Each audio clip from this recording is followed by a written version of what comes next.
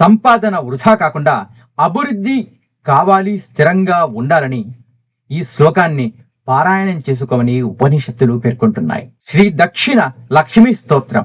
త్రైలోక్య పూజితే దేవీ కమలా విష్ణువల్లభే యయా తవ అచలా కృష్ణే తథా భవ మయీ స్థిర కమలా చంచలా లక్ష్మీచల భూతి హరిప్రియ పద్మా పద్మాలయ సమ్యక్ ఉచ్చై శ్రీ పద్మధారిణి ద్వాద శైతాని నామాని లక్ష్మీ సంపూజ్య యః పఠేత్ స్థిరా లక్ష్మీ భవేత్ తస్య పుత్ర ధారాభిషేక ఇది శ్రీ దక్షిణ లక్ష్మి స్తోత్రం సంపూర్ణం. ఓ మహాలక్ష్మి, నీవు ముల్లోకాలలో పూజించబడతావు.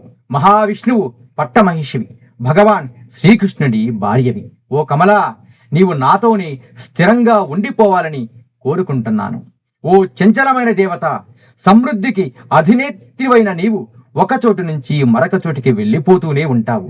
ఓ ప్రియమైన శ్రీహరి, ఓ పద్మావతి, మీరు ఎప్పటికీ ఆహ్లాదకరమైన వారి. సంపదకి అధినేత్రి నువ్వు, అత్యున్నతమైన దానివి, కమలంలో నివసించేదానివి. లక్ష్మీ అమ్మవారిని 12 పేర్లను నిష్ఠతో జపించే వారి వద్ద నీవు ఎప్పుడూ స్థిరంగా ఉండుగాక. అతనికి భార్యాబిడ్డల సంతోషం కలకాలం దక్కుగాక. దక్షిణ లక్ష్మీ స్తోత్రం ఇలా సమాప్తమైనది.